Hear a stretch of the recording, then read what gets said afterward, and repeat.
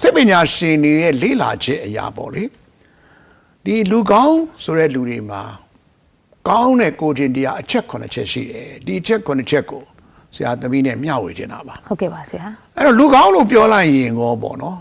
သမီးရဲ့စိတ်ထဲမှာလူကောင်းဆိုတာဘယ်လိုလူမျိုးလို့သမီးကစဉ်းစားမိတယ်တရားနဲ့တရားစာနာနားလည်မှုပေးနိုင်ပြီးတော့ပေါ့နော်အကျင့်သီလနဲ့ပြည့်စုံရင်တော့ဒါသမီးတို့တော့ဒါလူကောင်းလို့ပြောရမှာပေါ့နော်ဆရာဟုတ်ပြီအဲ့တော့သမီးကစာနာနားလေတာဟာလူကောင်းလို့ပြောတယ်နော်အဲ့တော့ဒီမှာတော့စိတ်ပညာရှင်အချက်9ချက်ပြောသွားပါတယ်ဆိုတော့ဒီချက်9ချက်သမီးနဲ့ဝင်မျှပါမယ်ဟုတ်ကဲ့ပါဆရာအဲ့တော့ဒီလူကောင်းဆိုတာလဲဆရာတို့ခဏခဏကြားမှုပါတယ်နော်လူတော်လူကောင်းဆိုပြီးတော့ဒီနှစ်ခုကတွဲနေပါတယ်အဲ့တော့မေးစရာရှိလာတာကဆရာဘာဖြစ်လို့လူကောင်းဆိုတာလို့ပြောရလဲလို့ပြောရင်မေးစရာရှိတာလူတော်နဲ့လူကောင်းဘာအရေးကြီးလဲလို့ပြောရင်တော့တော်တော်များများကတော့နှစ်ခုလုံးအရေးကြီးတာပဲလို့ပြောကြတယ်ဆရာကတော့ဆရာမေးလာရင်တော့ဆရာကလူကောင်းတာပိုအရေးကြီးတယ်လို့ဆရာတို့ပြောချင်ပါလူကောင်းကပိုအရေးကြီးတယ်နော်ဘလောက်တော်နေမကောင်းရင်လည်းကားပဲနော်ကောင်းနေတဲ့လူကတော့နောက်ဆုံးတည်းကောင်းတာမလုံးနိုင်ရင်တော့မှတော်တဲ့လုံမလုံးနိုင်ရင်တော့သူများတော့ဒုက္ခမပေးဘူးဟုတ်ကဲ့ပါဆရာဒါကြောင့်မလို့နိုင်ငံသားကစိုင်းဆရာကြီးတယောက်ကလည်းပြောဖို့ပါတယ်လူတော်နဲ့လူကောင်းမှာတခုမရှိရဘူးဆိုရင်တဲ့တော်တာမရှိရင်နေပါစေကွာတဲ့ကောင်းတာကိုလိုချင်တယ်လို့ပြောခဲ့ပါတယ်နော်ဒါနဲ့ပတ်သက်လို့လဲသမီးလည်းကြားဦးတာတွေရှိမှာပါနော်ရှိရင်လည်းဝင်မျှပေးပါအောင်ဟုတ်ကဲ့ပါလူကောင်းဆိုလို့ရှိရင်တော့ဟိုတောင်မြို့မဟာခန္ဓာယုံဆရာတော်ဘုရားကြီးကဒါစိတ်ကောင်းရှိဖို့ကပထမဆိုပြီးတော့ဒီမှာဆရာတော်ကြီးကဒါပြောကြားထားပါတယ်ဆရာဟုတ်တယ်အဲ့တော့လူကောင်းကအရေးကြီးရပေါ့နော်ဒါကြောင့်မို့ဆရာတော်ကဒီနေ့အစီအစဉ်မှာလူကောင်းဆိုတာဘယ်လိုအချက်တွေပိုင်ဆိုင်ရမှာလဲဒါစိတ်ပညာရှင်တွေကလေ့လာပြီးတော့ပြောထားတဲ့အချက်9ချက်သမီးနဲ့မျှဝေမှာဖြစ်ပါတယ်ဟုတ်ကဲ့ပါဆရာနံပါတ်1အရေးကြီးဆုံးအချက်ကတော့လူကောင်းဆိုတာကိုချင်းစာတရားရှိရမယ်တဲ့ဟုတ်ကဲ့ပါအခုကသမီးကလည်းပြောလိုက်တယ်ဟာသမီးကတော့လူကောင်းဆိုတာစာနာစိတ်ရှိရလူကိုချင်းစာတရားရှိရမယ်တစ်ဖက်သားကိုစာနာပေးရမယ်နားလည်ပေးရမယ်ဒီနေရာမှာတော့တနာတာနဲ့စာနာပေးရတယ်မတူဘူးနော်ဟုတ်ကဲ့ပါဒီတစ်ခါကျမှားတတ်တယ်တနာတယ်ဆိုတာကစာနာပေးတာမဟုတ်ဘူးတနာတယ်ဆိုတော့ကိုကသူများကိုနှိမ့်ချကြည့်လိုက်ပြီးတော့တနာတာအဲ့တော့အင်္ဂလိပ်မှာကျတော့ရှင်းတယ်တနာတယ်ဆိုတာကိုသူက sympathy လို့ခေါ်တယ်အင်္ဂလိပ်လိုနော်စာနာပေးတာကျတော့သူက empathy လို့ခေါ်တယ်မတူဘူးရောက်လို့စာနာပေးရမယ်အဲ့တော့စာနာရဲဆိုတာဘာလဲစာနာရဲဆိုတာကနားထောင်လဲပေးဖို့လိုတယ်တချို့တွေကဘလောက်တောင်စာနာသိမရှိလဲဆိုကိုယ်ပဲပြောမယ်သူများပြောရင်နားမထောင်ဟုတ်ပလားတစ်ဖက်သားကိုနားလဲပေးရမယ်သူရဲ့ဘာတွေဖြစ်နေတာလဲသူကဘာကြောင့်ဒီလိုဖြစ်နေတာလဲဆိုတော့စာနာစိတ်တွေရှိရပါမယ်ကိုချင်းစာတရားအင်တန်အရေးကြီးပါတယ်ဟုတ်ကဲ့ပါဆရာရှင်အဲ့ဒါဆိုလူကောင်းတယောက်မှာရှိသင့်ရှိတိုက်တာကဒါကိုချင်းစာတရားဒါပထမအဆုံးအချက်ဆိုရင်နောက်ထပ်ပေါ့နော်ရှိသင့်ရှိတိုက်တဲ့အချက်ကရောဘာပါလဲဆရာဒုတိယအချက်ကတော့လူကောင်းတယောက်ဆိုတာရိုးသားဖြောင့်မှန်ရမယ်ကိုချင်းတရားကောင်းတယ်လို့ဆိုတာရိုးသားဖြောင့်မှန်ရမယ်ရိုးသားဖြောင့်မှန်မယ်ဆိုရင်မှုသားမပြောနဲ့ပေါ့ဘယ်အခြေအနေမှာဆိုမှုသားမပြောနဲ့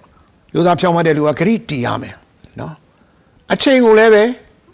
လေးစားရပါမယ်တစ်ဖက်သားရဲ့ယုံကြည်မှုကိုရအောင်လေကိုပြုမှုနေထိုင်မှုလိုပါတယ်ဒါကြောင့်မလို့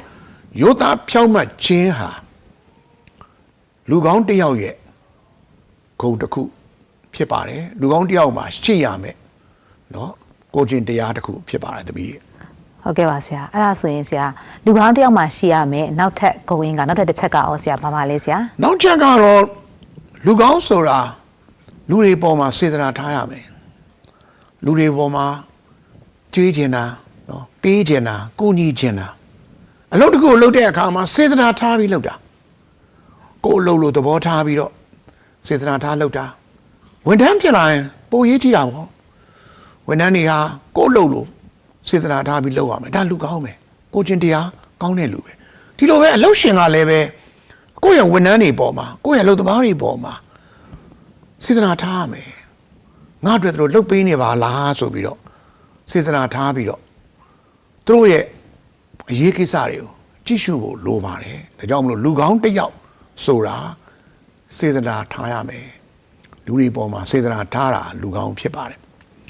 နံပါတ်၄ချက်ကတော့လူကောင်းဖြစ်လာလို့ရှိရင်တာဝန်ယူရမယ်မိမိကိုမိမိတာဝန်ယူတာကစတယ်ဘယ်လိုတာဝန်ယူရလဲလူကောင်းဆိုတာဥပဒေတွေကိုလေးစားလိုက်တာတဲ့စိတ်ကနေကိုလေးစားလိုက်တာတဲ့ကျင့်ဝတ်တွေကိုလည်းလေးစားလိုက်တာပါပဲ မိမိအပြုတ်မှုအပြောဆိုကိုကထိမ့်သိမ်းရပါမယ်နော်အလုပ်ထဲမှာလည်းပဲအလုပ်တွေနဲ့ပတ်သက်လာလို့ရှိရင်ကိုကတာဝန်ယူပြီးတော့လုပ်ရေးရပါမယ်ဒါလူကောင်းပဲကိုကဘလောက်ပဲတော်တဲ့လူဖြစ်နေပါလေတာဝန်ယူပြီးမလုပ်နိုင်အလကားပဲလေတမီးရဲ့ဒါကြောင့်မလို့လူကောင်းကပိုရေးကြီးတယ်တာဝန်ယူပြီးလုပ်နိုင်တာလူကောင်းဖြစ်ပါတယ်နံပါတ်5ချက်ကတော့